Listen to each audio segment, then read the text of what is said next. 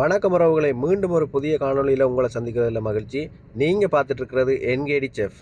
மறக்காமல் சப்ஸ்கிரைப் பண்ணிக்கொள்ளுங்க. இன்றைக்கி நாங்கள் நாவல் பழத்தை பயன்படுத்தி ரொட்டி எப்படி செய்கிறதுன்னு பார்க்க போகிறோம். நாவல் பழ ரொட்டி ஒரு புதுவிதமான ஒரு சாப்பாடு. வளமையாகவே ரொட்டி என்றால் வடிவாக சாப்பிடுவோம்.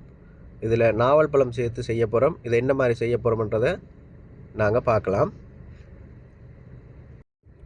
இதுக்காக நான் ஒரு டிஷ் நாவல் பழம் எடுத்திருக்கேன். மறக்காமல் சப்ஸ்கிரைப் பண்ணுங்கள். நீங்கள் இந்த சேனலுக்கு இப்போ தான் புதுசாக வர்றீங்கன்னா சப்ஸ்கிரைப் பண்ணி அந்த பெல் ஐக்கானையும் கிளிக் பண்ணி, நாங்கள் ஒரு 4-5 பேருக்கு ஏற்ற மாதிரி செய்ய போகிறோம். அதுக்காக இந்த அளவு எடுத்திருக்கேன். இந்த நாவல் பழம் சரியாக பழுக்க காணாது. நல்ல பழமண்டா இன்னும் நல்லா இருக்கும்.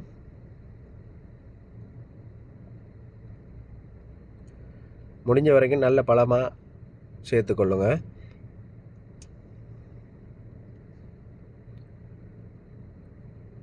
ஆனால் ஃப்ரெஷ்ஷாகவே இருக்குது. கொஞ்சம் சிலது 1-2 பழுக்காத மாதிரி இருக்குது. செங்காயா எல்லாம் அப்படி இல்லை, 1-2 மட்டும் அப்படி இருக்குது. பார்த்திங்கன்னா தெரியும். இதை நாங்கள் தண்ணியை ஊற்றி கழுவி கொள்ளுவோம். முதல்ல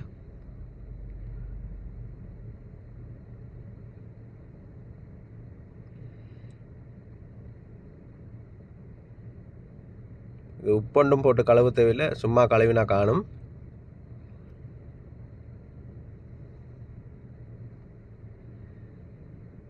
இப்போ நாங்கள் இதை கட் பண்ணி எடுத்துக்கொள்ளணும். சின்ன கத்தியால் இந்த மாதிரி கட் பண்ணிக்கொள்ளுங்க.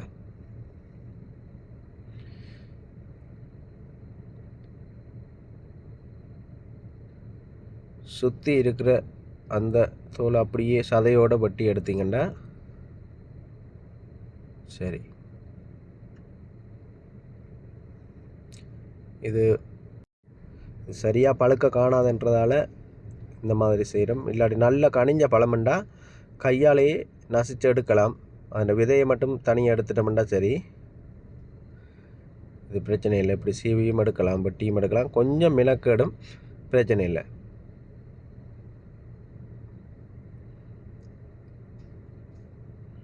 அதுக்காக ஆழமாக வெட்டினீங்கன்னா அந்த விதைப்பகுதியும் வந்துடும். அதுக்கேற்ற மாதிரி தனி சதையை மட்டும் வெட்டி எடுத்தால் சரி. தோலோட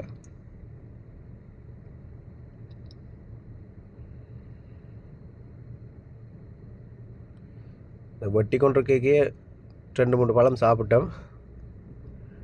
அதை ஒன்றும் செய்ய இயலாது.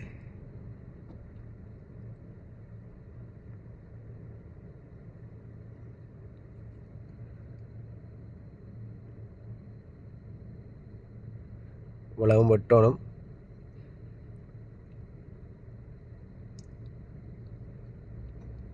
இதில் இது மட்டும்தான் கொஞ்சம் மினக்கட்ட வேலை. இதை செய்து எடுத்துட்டா சரி.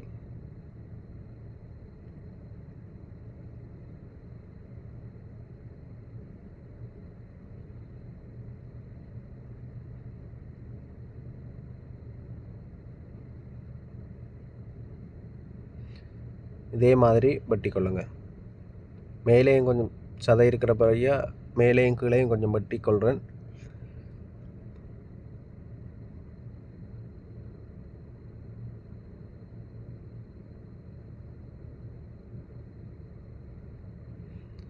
இந்த நாவல் பழ சீசனில் இப்படி செய்து சாப்பிடணும் கட்டாயம். ஏன்னா இது எப்போவுமே கிடைக்காது. சீசன் என்றபடியால் அந்தந்த சீசனில்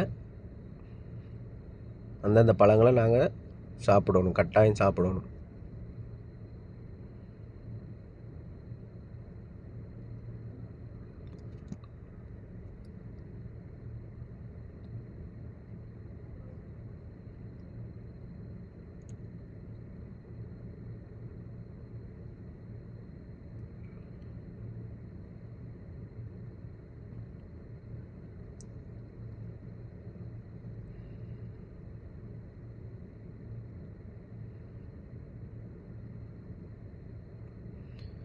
பார்த்திங்கன்னா எல்லாம் ஃபுல்லாக வெட்டி எடுத்தாச்சு. எவ்வளோ அழகாக இருக்குன்னு பாருங்கள். இதை இப்போ நாங்கள் ஒரு பாத்திரத்தில் போட்டு கொஞ்சமாக தண்ணியும் விட்டு கொதிக்க வைக்கணும். கொஞ்சமாக தண்ணி விட்டால் காணும். நான் கொஞ்சம் ஹீட் பண்ணிவிட்டு அதுக்கு பிறகு தண்ணி விடுவேன்.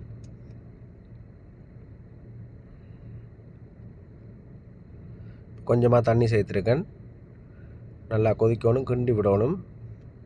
அடுப்பை கூடுதலாக வச்சிடாங்க, சிம்லேயே வச்சுக்கொள்ளுங்க. கொஞ்சம் மசிச்சு விடுவோம். கொதிக்க கொதிக்க ஹீட்டான உடனே மசி பற்றும்.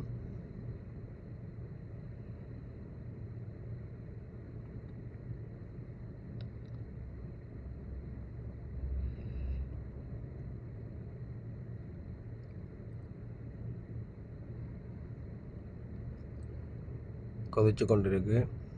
கலரை பார்த்தீங்களா?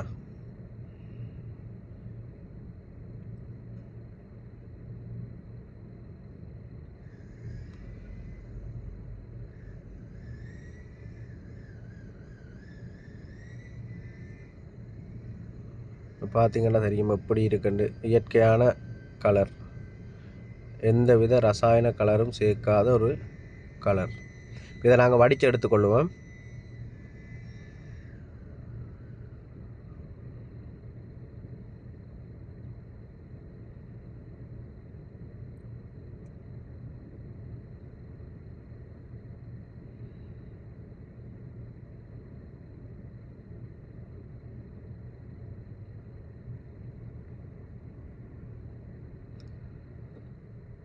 இப்போ இந்த மிச்சம் இருக்கிற இந்த துண்டுகளை அமர்த்தி நசிச்சு அந்த சாரை எடுக்கணும்.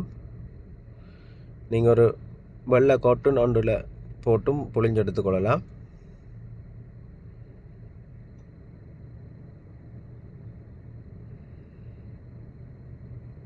நல்ல வடிவம் நசிச்சு எடுக்கணும் முழு சாரும்.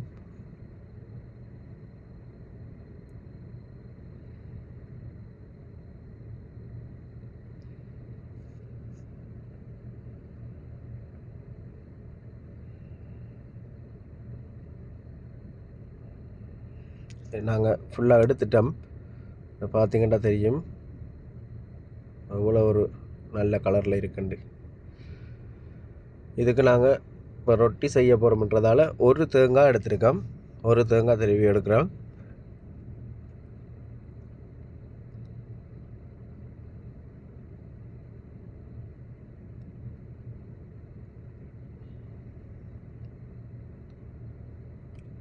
அடுத்ததாக எடுத்து வச்சுருக்கோம். கொஞ்சமாக உப்பு சேர்த்துக்கொள்ளுவோம்.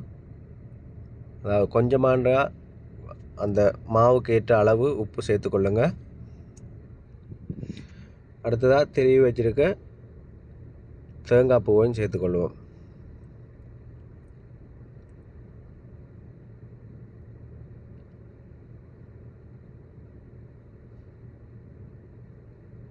தேங்காய் பூ நிறைய போட்டால் நல்லா இருக்கும். அதில் ஒரு தேங்காய் போட்டிருக்கேன்.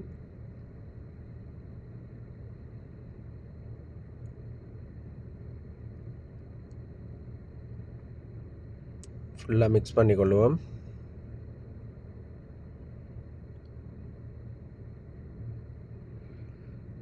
நாங்கள் வடிகட்டி எடுத்து வச்சுருக்கோம் அந்த நாவல் பழ சாறு.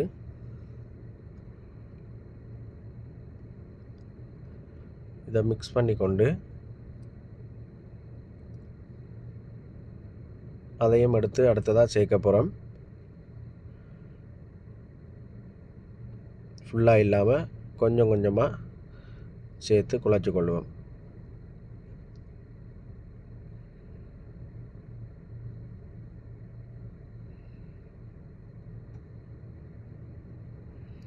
இந்த மாதிரி கொஞ்சம் கொஞ்சமாக சேர்த்துக்கொள்ளுங்க.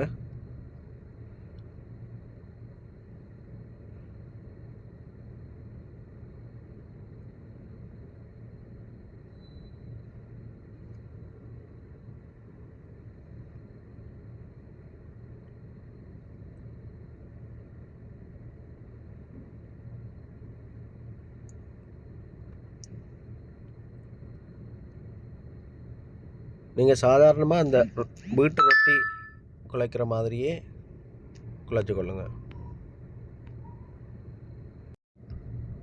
தனியாக இந்த சாரை மட்டும் காணாது, தண்ணியும் கொஞ்சம் சேர்க்க போகிறேன் நான்.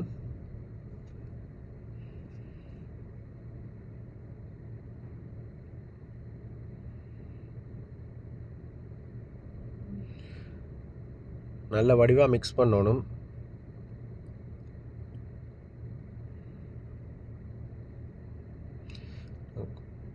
பார்த்திங்கன்னா கொஞ்சமாக தண்ணியும் விட்டு குழச்சி ரொட்டின்ற பதத்துக்கு வருது, ரொட்டி மாண்ட பதத்துக்கு வருது. ஃபுல்லாக வடிவாக மிக்ஸ் பண்ணணும்.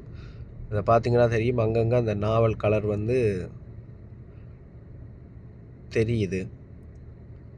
வடிவாக மிக்ஸ் பண்ணால் இப்படி தெரியாது. நல்ல வடிவாக மிக்ஸ் பண்ணி குழைக்கணும்.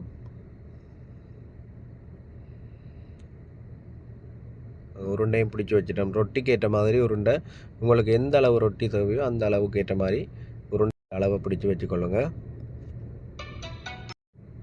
நான் கொஞ்சம் பெரிய உருண்டையாகவே பிடிச்சி வச்சுருக்கேன். அடுத்ததாக உருண்டையை எடுத்து ரொட்டிக்கு ஏற்ற மாதிரி தட்டி கொள்ளுவோம். வழமையாக நீங்கள் செய்கிற ரொட்டி மாதிரியே இதை செய்யலாம்.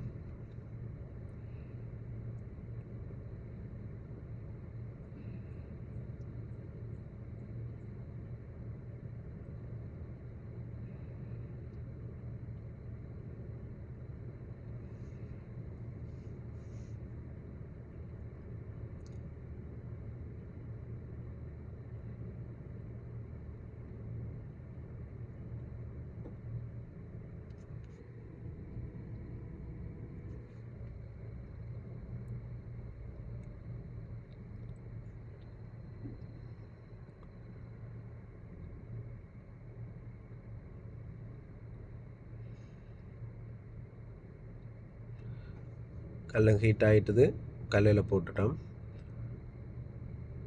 வீட்டில் செய்யும்போது ரொட்டி தகரத்தில் போட்டு செய்தீங்கன்னா சரி.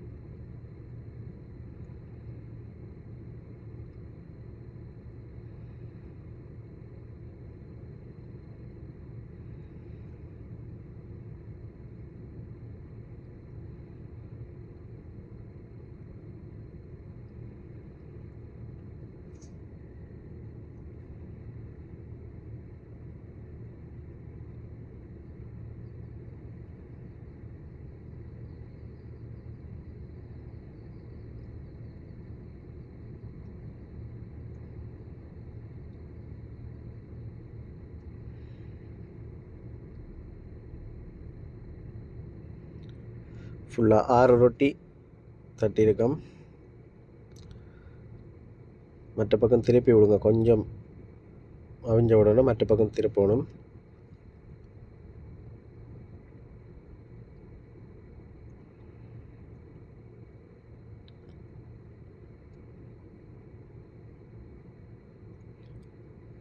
வீட்டை செய்கிற வழமையான ரொட்டி மாதிரியே தான் இதில் நாங்கள் கூடுதலாக சேர்க்க போகிறது அந்த நாவல் பழச்சாறு.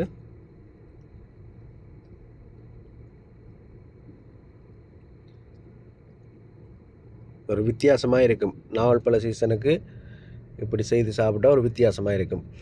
நாவல் பழ ரொட்டி என்ற மாதிரி அவிஞ்சு முடியுது. பாருங்கள் அப்படி இருக்குண்டு. கலர் சுட்டு முடிய கிட்டத்தட்ட அந்த நாவல் கலர் வருது. இப்போ பார்த்திங்கன்னா ஃபுல்லாக அவிஞ்சிட்டு இப்போ நாங்கள் எடுக்க போகிறோம்.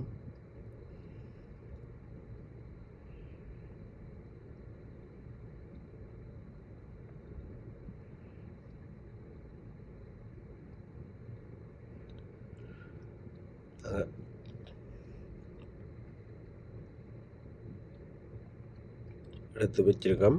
இப்போ பார்த்திங்கன்னா தெரியும் எப்படி இருக்குண்டு. அப்படி இருந்தும் அதில் ஒரு சின்ன துண்டை பிச்சு சாப்பிட்டு பார்த்துட்டோம் எப்படி இருக்கும்ன்றது. நல்லா இருக்குது. இதே மாதிரி நீங்களும் செய்து பாருங்கள். உங்களோட வீட்டில் இருக்கிற சின்னாக்களுக்கு செய்து கொடுங்க, விரும்பி சாப்பிடுவாங்க. டேஸ்ட்டும் நல்லா இருக்குது. அந்த நாவல் பழத்தின் ஃப்ளேவர் வருது. இது ஒரு சம்பலோட இல்லாட்டி கறியோட சாப்பிடக்கூடிய மாதிரி இருக்கும். இதே மாதிரி ஒரு வித்தியாசமான ஒரு சாப்பாட்டோட மீண்டும் ஒரு காணொளியில் உங்களை சந்திக்கிறேன். மறக்காமல் எங்களோட சேனலை நீங்கள் சப்ஸ்கிரைப் பண்ணிக்கொள்ளுங்கள்.